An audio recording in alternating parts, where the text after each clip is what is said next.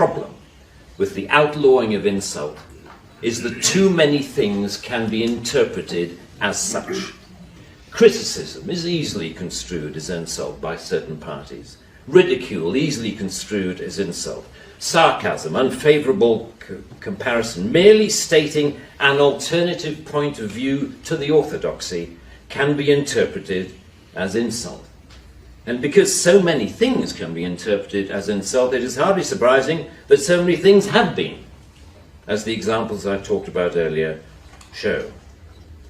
Although the law under discussion has been on the statute book for over 25 years, it is indicative of a culture that has taken hold of the programs of successive governments, that with the reasonable and well-intentioned ambition to contain obnoxious elements in society, has created a society of an extraordinarily authoritarian and controlling nature. That is what you might call the new intolerance, a new but intense desire to gag uncomfortable voices of dissent. I am not intolerant, say many people, say many softly spoken, highly educated, liberal-minded people. I'm only intolerant of intolerance.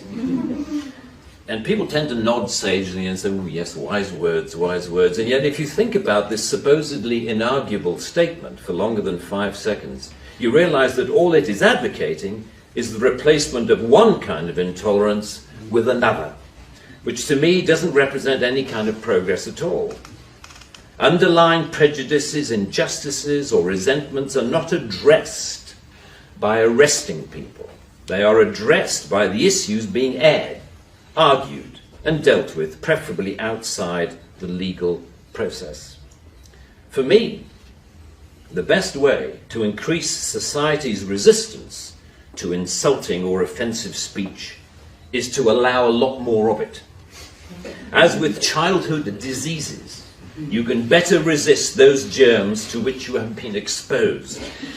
We need to build our immunity to taking offence so that we can deal with the issues that perfectly justified criticism can raise. Our priority should be to deal with the message, not the messenger. The storms that surround Twitter and Facebook comment have raised some fascinating issues about free speech, which we haven't really yet come to terms with. Firstly, that we all have to take responsibility for what we say, which is quite a good lesson to learn. But secondly, we've learned how appallingly prickly and intolerant society